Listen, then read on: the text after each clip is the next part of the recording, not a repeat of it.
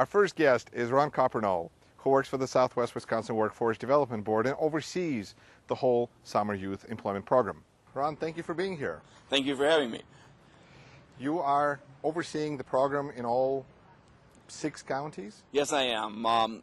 Workforce development for our area covers the counties of Grant, Iowa, Richland, Lafayette, Greene, and Rock. And so it's kind of a big L-shaped area, and we're working with participants, about 150 participants among the 6 counties.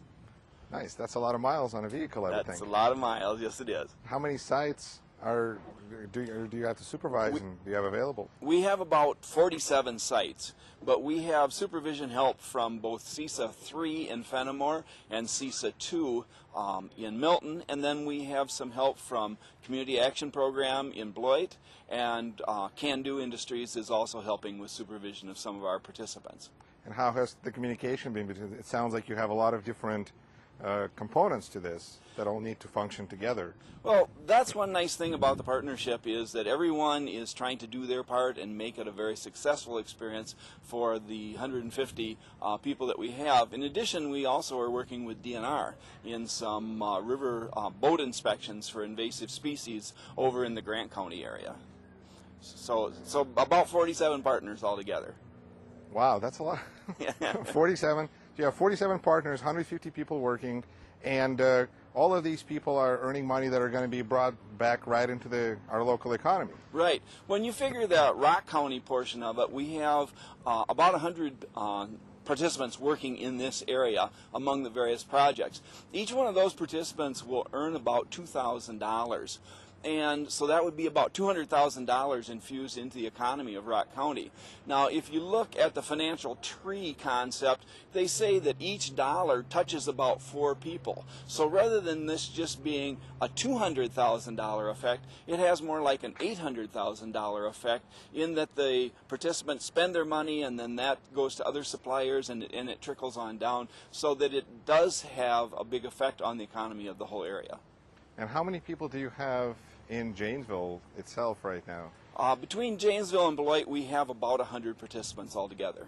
Okay. Can you talk about some of the projects that are they all weatherization, or there's some of them as the invasive species. Right. What other kinds of things are the employees doing? We have a team down in Beloit that is going around to various houses in Beloit, and they're inspecting them for energy efficiency, ways that they can cut down their energy bill and have more money that goes back into their budget.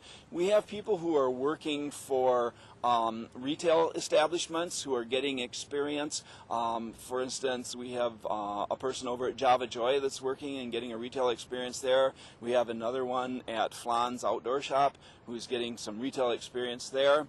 We have people working in school districts who are helping with some of the maintenance types of things. We know that budgets are tight pretty much everywhere, and the school districts have been very receptive and very open to having youth work with them and help with some of the maintenance type of things. So how does the program work as far as somebody who doesn't know about it, but they own a business and they think, wow, this may be something that I want to tap into? Right. We started up really quick. We had a very short startup time this summer, and so we didn't get around to maybe as many businesses as we really would have liked to. We started out with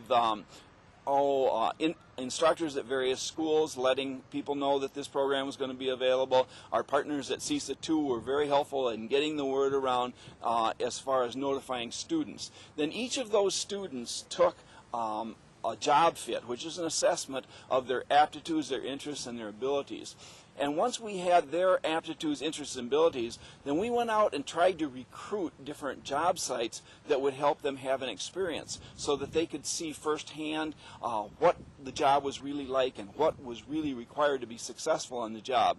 The young ladies that are working here had an interest in construction, and so this was something that gave them an experience in that general area so that they could then see whether this was a good career choice for them or whether they needed to adjust their career choices.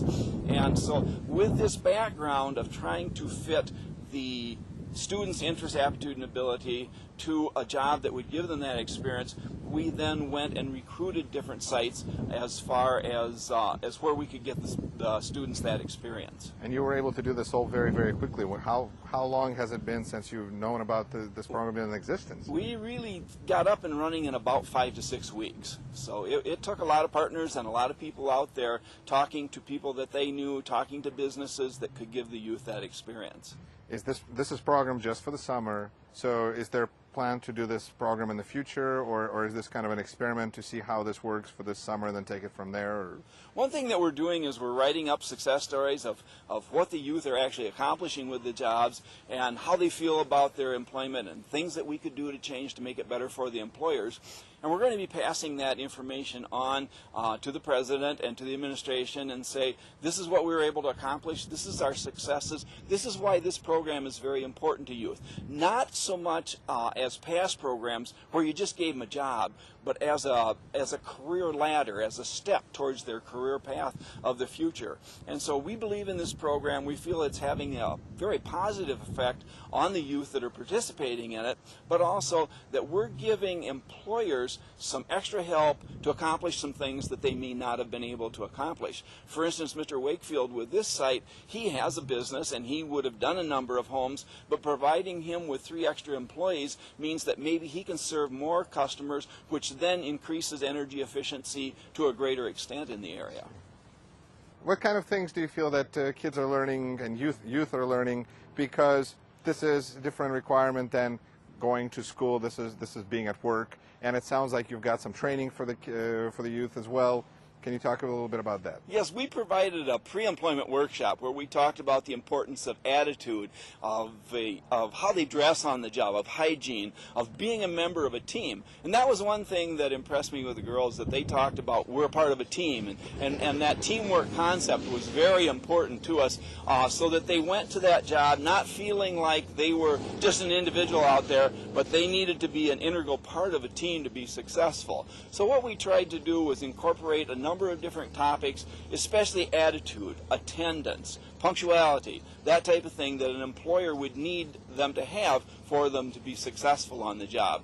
And we've received feedback from employers that they feel that the people were well prepared as participants.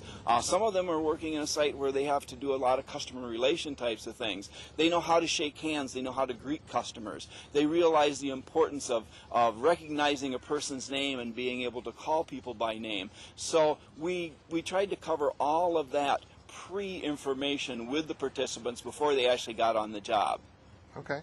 Last question, Ron. How do you feel this program could have been better? What would you like to do more with the program if it's done again, and what kind of improvements and future things do you hope for? Well, the word that we're getting back from employers that they're very happy with the way the youth were prepared to go to the job.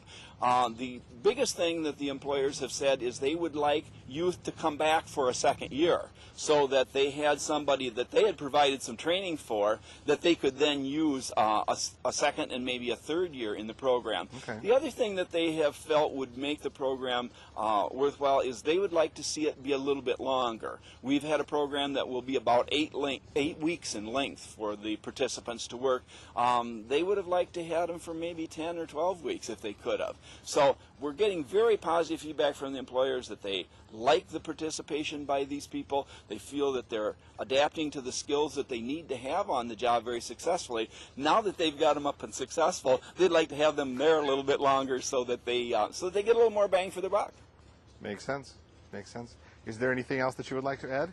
No, we're very appreciative of this program, and we certainly hope that the administration will continue these kind of experiences so that youth actually have an experience which then takes them on their career path. And you know, some of the youth will learn that they really don't like what they thought they would have liked to have been in. And if you learn that you don't like it and can redirect your career, you've learned just as much as if you learn that you do like it. So we like to provide this experience which is more realistic for them to plan their career path for the future. So this, maybe they will learn something that they like to do, maybe they'll learn something that maybe they want to do something different, but either way they'll have a real experience and they'll have real knowledge. Absolutely.